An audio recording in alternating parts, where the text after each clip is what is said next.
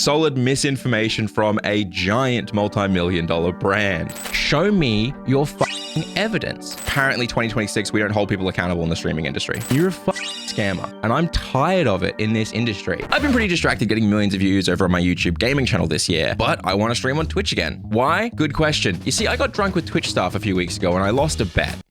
No, seriously. Problem is, I'm nervous. I've streamed on YouTube and been a YouTube gamer for a really long time, so I really want some advice to become the best Twitch streamer possible. So today, to help me on my goal to becoming the best Twitch streamer possible, we are going to go to the bastion of knowledge, the well of information. That's right.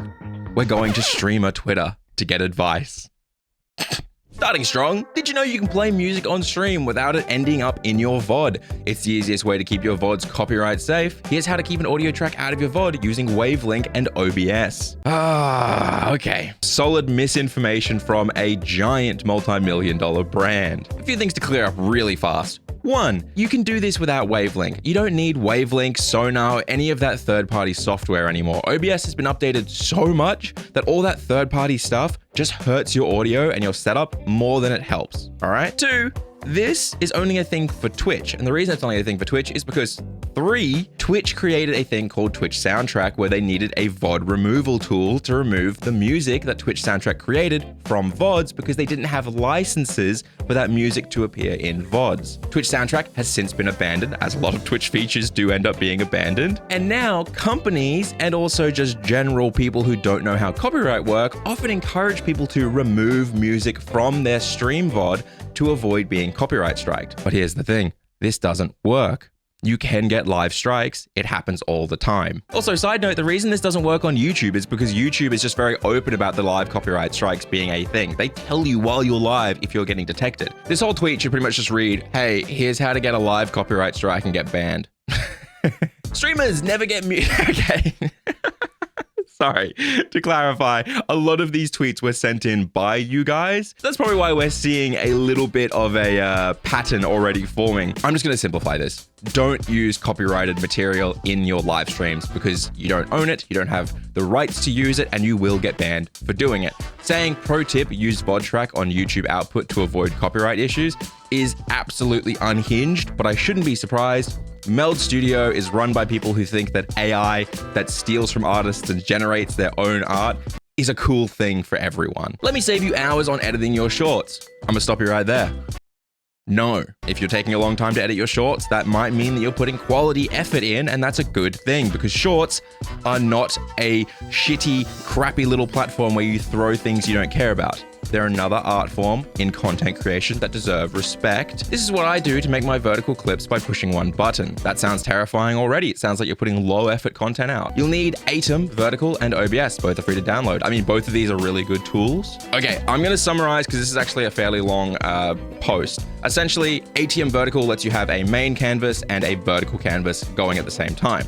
It looks like he has set up his vertical canvas so that his game is shrunk down in the top of it and that his webcam or his VTube model in this case is at the bottom and is quite large. And then he's simply recording all the moments and then just going to throw them into an editing software. This has 1,000 likes on it, which means 1,000 people thought this was good advice. I'm willing to bet anyone who does this never breaks 2,000 views on a short. Now you might be thinking to yourself, 2,000 views sounds really great, Eljay. Actually, I don't get any views on my YouTube, so 2,000 is better than nothing. Not quite. You see, with vertical content, it's feed-based. You're getting sent it in your feed as you swipe, which means YouTube needs to know whether or not it's good content by testing it. Anything under 2,000 to 5,000 views is usually a disengaged test view. It means someone was shown it, that person swiped away really quickly because they don't give a shit about it, and YouTube stops testing it. That's why a lot of people get stuck under 2K views. I'm willing to bet, and I'm not saying this to have a go at the guy, I'm willing to bet if I go to his channel right now and look, it'll probably be a lot of content that's under 2,000 views. That's if he even takes his own advice. A lot of these people don't even take their own advice. 1,300, 400, 1.1, 1.1, 1.4. Sorry, I'm just moving a bottle of vodka out of the way. And no, I'm not joking. I have this in case the video gets really rough for me. 1.6, 1.4, 1.7, 1.2, 1.7, 1.7, 1.5, 1.4, 2K, 1.3, 1.8, 1.8, 500, 1.4, 1.7, 1K, This is what happens when you think of YouTube Shorts as a disposable place that you don't care about. Now, if I click some of this content, okay, straight away, this person is not following their own advice, which is pretty damn classic of these sorts of things.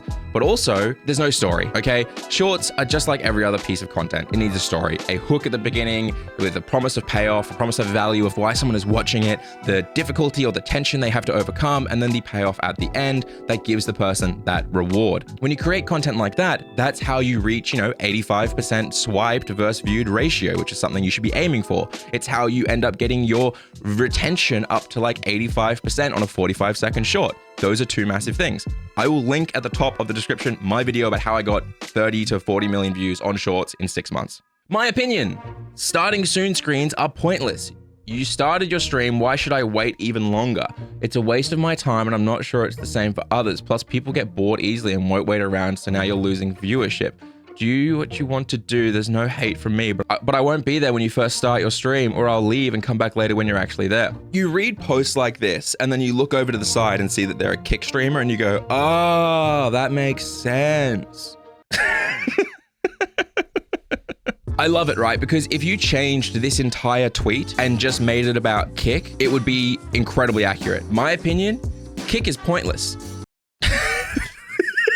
This is one of those things that you see streamers get so obsessed with that doesn't matter. All of your growth and discovery is going to come from making YouTube and TikTok content. It doesn't matter if you have a starting soon screen. It doesn't matter if you look like shit or sound like shit. If you make amazing YouTube videos, you can get away with anything on these platforms because these platforms don't have any discovery.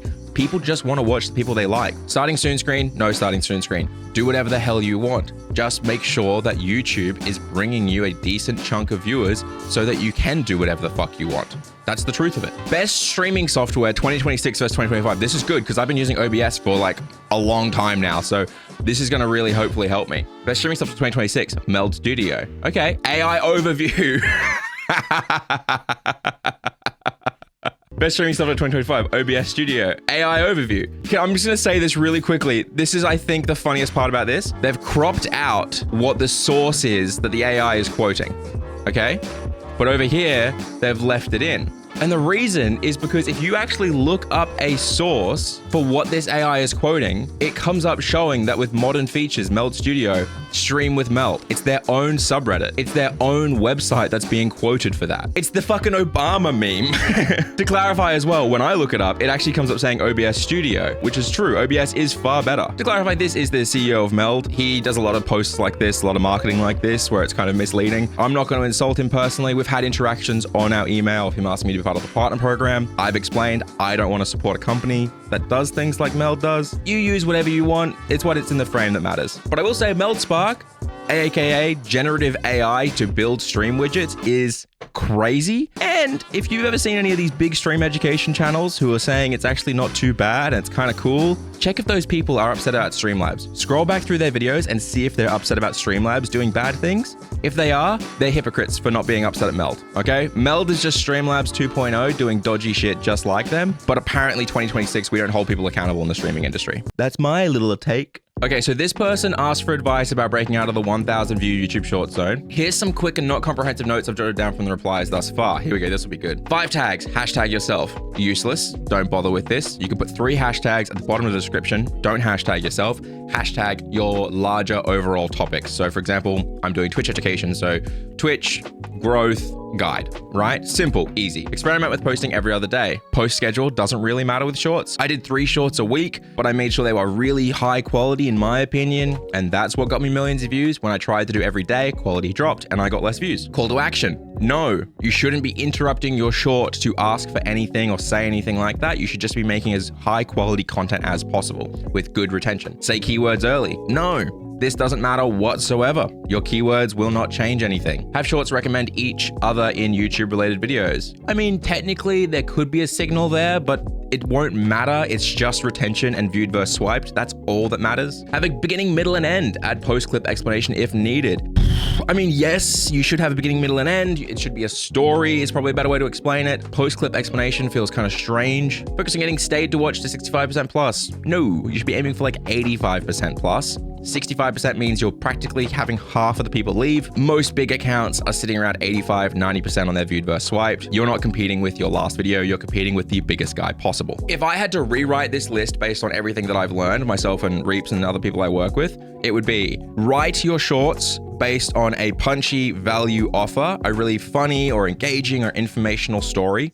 Come up with a problem, make your meat and potatoes you trying to solve that problem, and then the payoff. And it should be relatable to a large audience. People should be able to swipe onto it and immediately know why it matters to them and why they should stick around, which is why a lot of your personality content and your shorts that are just clips from Twitch don't work. Lots of discourse at the moment about 100-day ruined Minecraft videos. To be honest, longer YouTube videos has been a thing. Naturally, everything has become higher budget, not just Minecraft. When you tell people to stand out, to succeed, casual Let's Plays be overtaken. I mean, yeah, it's the same problem with shorts. Hot take, everyone would be miserable if you went back to the old style of Let's Plays. I agree. Mr. Beast has nothing to do with why people don't make them anymore. I agree. The real reason is that nobody wants that content, 100%. And if they do, they go to Twitch and watch a live stream. Yeah, kind of. I'll give you 100% on all the rest of it. This is kind of one of those old school conversations that have happened on YouTube for years, but essentially it's people realizing that an algorithm is not some weird magical thing you don't understand. An algorithm is just how the audience reacts and behaves to content. If you step away from the frustration and blame and all of the things that you want to happen for you about being a gamer and about being a YouTuber and all that sort of stuff, you step away from all of that, you ignore all of that, and you think just purely logically, right? As a viewer looking for the best experience. If I have an hour-long gaming video that summarizes my entire playthrough and promises that anyone who clicks it can enjoy and understand the entire playthrough and see an ending and have all the fun moments, that is a great video. There are severe problems with episodic content. And that's why when you look at Let's Plays in this day and age, you'll see even on the big channels, episode 1 could get 500,000 views. Episode 2 is almost always 50% less than that. Because when you upload something that someone needs pre-existing knowledge or to do essentially homework to watch, you're just killing your entire audience. If you're scrolling through YouTube homepage and you see something that says episode 3 and you haven't watched episode 1 and 2, you're probably not going to click it. At the end of the day, when you see conversations like this and about how YouTube has changed and all that sort of stuff, understand it's not the YouTubers, it's not Mr. Beast, it's not the platform, it's not an algorithm, it's you. It is you, the viewer, and your behavior that affects and changes how content creators create. That's it. Starting today, channel points, emotes, subs, bits, and badges are available to all streamers on Twitch. No affiliate status required. That's fucking sick. Awesome. Good job, guys. Make it available to everyone. Oh, they've been community noted? While channel points, emotes, subs, bits, and badges are available to all streamers without affiliate status, non-affiliates cannot receive payouts and must use earnings via spendable balance purchased within Twitch. That's not true. Yes, you can't remove the money until you become an affiliate, but you don't have to spend the money on Twitch. You can just let it sit there and it won't be counted as income depending on your country until you become an affiliate, and then you can remove it all at once. But before this update, you couldn't even earn that money and have it sitting there. Lol, me busting my hours on end to get partnership, what's the point? Personal improvement and success isn't defined by how other people, it's defined by your own choice. Wait, huh? Give me some personal discoverability on Twitch, not forced to self-promote on other platforms. It's not self-promotion to make good content on other platforms. You just don't want to be a content creator, no offense. Easiest way to tell Twitch is falling off. Why? People just be saying shit, man. When everyone is special, no one is special syndrome. Motherfucker is quoting The Incredibles.